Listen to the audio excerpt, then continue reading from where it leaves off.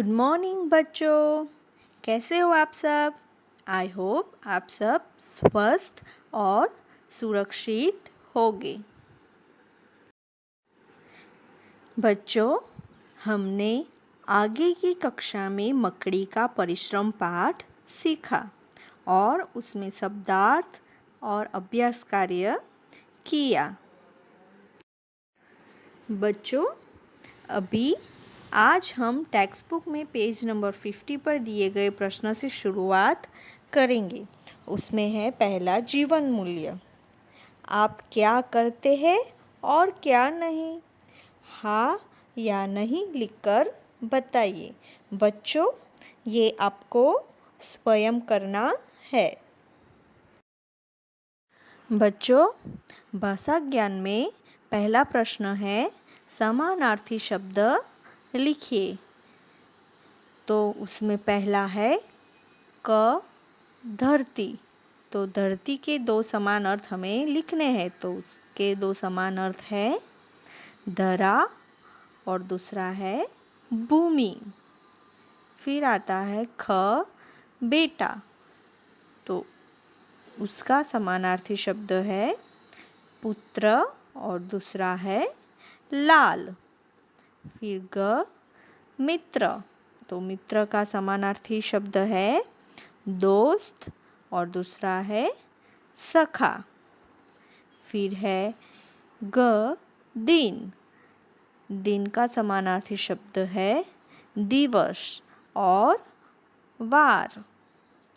फिर ड भाई। भाई का समानार्थी शब्द है भ्राता और तात। बच्चों, हमारा दूसरा क्वेश्चन है विलोम शब्द लिखिए। विलोम यानी विरुद्धार्थी शब्द। उसमें पहला है क दिन।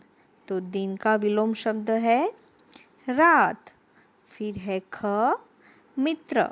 मित्र का विलोम शब्द है दुश्मन। फिर आता है ग उदय। उदय का विरुद्धार्थी शब्द होता है अस्त। फिर है ग अच्छा।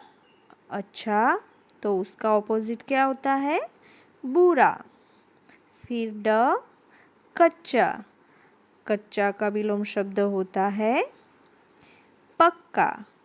फिर है च धरती। धरती का ऑपोजिट होता है आसमान। बच्चों, हमारा तीसरा क्वेश्चन है निम्नलिखित वाक्यों को उनके अर्थ से मिलाइए। यहाँ पे वाक्य और उनके अर्थ दिए हुए हैं, तो हमें क्या करना है मैचिंग करना है। तो उसमें है क जो सुन रहा हो। जो हमें सुन रहे होते हैं उनको हम क्या कहते हैं श्रोता कहते हैं। क्या श्रोता। तो आपको श्रोता पे मैचिंग करना है। फिर है जो मूर्ति बनाए। मूर्ति बनाता है उसको हम क्या कहते हैं? तो उनको हम मूर्तिकार कहते हैं। तो आपको मूर्तिकार पे मैचिंग करना है। फिर है जिसके हृदय में दया हो। तो उसको हम क्या कहते हैं दयालु। दयालु पे आपको मैचिंग करना है। फिर ग जो कपड़े धोता है। जो कपड़े धोता है उसको हम क्या कहते हैं धोबी। तो आपको धोबी पे मैचिंग करना है। फिर है जिसके माता पिता न हो। तो उसको हम क्या कहते हैं अनाथ कहते हैं। तो आपको अनाथ पे मैचिंग करना है। बच्चों, फिर हमारा चौथा क्वेश्चन है निम्नलिखित शब्दों से वाक्य बनाइए। तो क मकड़ी। तो मकड़ी का वाक्य कैसे बनता है मकड़ी बहुत मेहनती होती है। ख अनुशासन। तो उसका वाक्य बनता है छात्रों को सदैव अनुशासन बनाए रखना चाहिए। फिर ग मुंबई।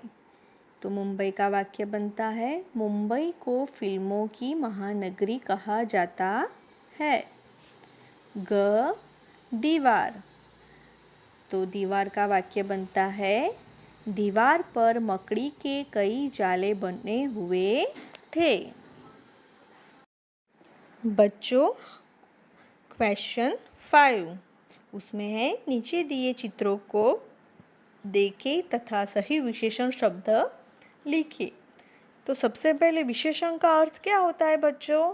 तो जो शब्द संज्ञा और सर्वनाम की विशेषता बताते हैं उसको हम विशेषण कहते हैं। नीचे कुछ चित्र हमें दिए गए हैं और उसमें संज्ञा और सर्वनाम लिखे हुए हैं, तो हमें उसकी विशेषता बताते हुए शब्द यहाँ पे लिखने हैं। तो पहला है क, उसमें है लड़का। तो लड़का का विशेषण हम क्या लिखेंगे? तो छोटा लड़का। फिर है क, फूल। फूल का विशेषण क्या लिखेंगे? सफेद फूल। फिर ग है औरत। तो हम क्या लिखेंगे? पतली औरत। फिर ग है मकड़ी। तो उसका विशेषण लिखेंगे काली मकड़ी। बच्चों, फिर आता है मन की बात। अपने गुणों के बारे में 2-2 पंक्तियों में लिखिए।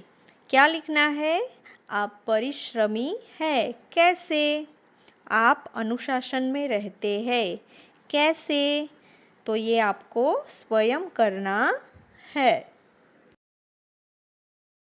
बच्चों, मकड़ी और क्या क्या करती है? प्रस्तुत जानकारी इंटरनेट से इकट्ठी करके एक सूची बनाइए। मैं आपको मकड़ी के बारे में कुछ बताती हूँ।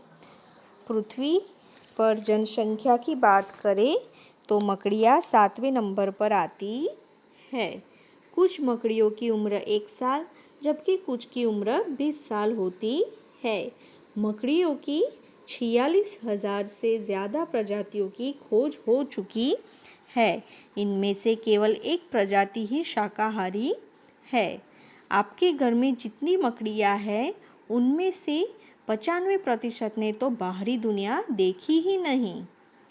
ऐसा माना जाता है कि कोई इंसान मकड़ी से 10 फीट से ज़्यादा दूर नहीं जा सकता।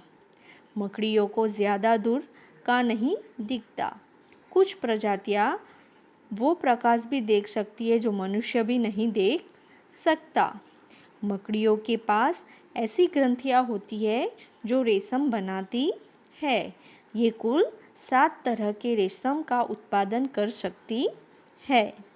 मकड़ियाँ पानी पर चल सकती है और उसके अंदर सांस भी ले सकती है। मकड़ी चींटियों से डरती है क्योंकि इनमें फॉर्मिक एसिड पाया जाता है। तो बच्चों, आपको भी घर पर इंटरनेट पर सर्च करके मकड़ियों के बारे में जानकारी लेनी है। बच्चों, अभी यहाँ हम एक कहानी पढ़ेंगे जो केवल हमारे पढ़ने के लिए है और कहानी का नाम है सर्वश्रेष्ठ मूर्तिकार। राजा कृष्णदेव का दरबार लगा था। संगीत भी बज रहा था। तभी राजा बोले, मेरा मन है कि इस बार हम अपने राज्य में धूमधाम से वर्षा के बरसने का उत्सव मनाए। उनकी यह बात सुनकर सब बहुत खुश हुए। मंत्रियों ने कहा, महाराज, क्यों न ऐसे शुभ मौके पर अपने और आसपास के सभी राज्यों से भिन्न भिन्न कलाकारों को बुलाए और सबसे अच्छे कलाकार को सम्मानित भी करें। महाराज उनकी बात सुनकर बड़े प्रभावित हुए और इसकी आज्ञा दे दी। फिर राजा कृष्णदेव बोले, यह हम कैसे पहचानेंगे कि कौन सा कलाकार सर्वश्रेष्ठ है? तो मंत्री ने उत्तर देते हुए बोला, हमारे राज दरबार में भी कई कलाकार हैं। उन्हीं में से किसी को सम्मानित कर देना। तेनालीरामा बीच में ही बोल पड़े, यह अन्याय है महाराज। कौन बीच में बोल पड़े? तेनालीरामा। वो बोले कि ये तो अन्याय है महाराज। इस बार सच्चे कलाकार को ही पुरस्कार दे। हम कैसे पहचानेंगे उसे? राजा बोले। तो तेनालीरामा बोले, महाराज, सच्चा शिल्पी किसी को खुश करने के लिए मूर्तियां नहीं बनाता, उसमें उसे बनाने का जुनून होता है। मैंने ऐसे ऐसे शिल्पी को देखा है जो मूर्तियां बनाते हुए जम जाता है और उसे आसपास की दुनिया की कोई खबर नहीं होती। राजा ने उसे बुलाने का आदेश दिया। अगले दिन तेनालीरामा ने उससे मिलने के लिए सभी मंत्रियों और राजा को जंगल में बुलाया। वहाँ पर एक गुफा से ठक ठक की आवाज़ आ रही थी। जब राजा ने अंदर देखा तो काले पत्थर की मूर्तियां ही मूर्तियां थी। राजा ने गुफा में क्या देखा? काले पत्थर की मूर्तियां ही मूर्तियां देखी। राजा ने मूर्तिकार से पूछा, किसकी मूर्ति बना रहे हो? तो मूर्तिकार बोला, वर्षा रानी की हरी हरी फसलें, घुमड़ते बादल और बरसता हुआ पानी। मूर्तिकार ने जवाब दिया। फिर राजा ने कहा, इन मूर्तियों को बेच दो, बाजार में बहुत धन मिलेगा। राजा ने मूर्तिकार से क्या कहा कि इन मूर्तियों को तुम बेच दो तो बाजार में तुम्हें बहुत धन मिल जाएगा। तो मूर्तिकार बोला, मैं मूर्तिकार हूँ, कोई सौदागर नहीं। मुझे इनको बनाने में आनंद मिलता है। कुछ व्यापारी मेरी मूर्तियाँ ले जाते हैं और मेरा खर्चा पानी निकल जाता है। वैसा किसने बोला? मूर्तिकार ने बोला। मुझे और कुछ नहीं चाहिए। तो राजा ने उसी मूर्तिकार को सर्वश्रेष्ठ मूर्तिकार का सम्मान प्रदान किया। तो बच्चों, हमें इस कहानी से क्या शिक्षा मिलती है? कि संतोष ही सबसे बड़ा धन है। हमें कभी भी लालच करनी चाहिए नहीं। यह कहानी आपको भी घर पर पढ़नी है। तो बच्चों, अभी हम अगले वीडियो में मिलेंगे। तब तक गुड बाय, थैंक यू।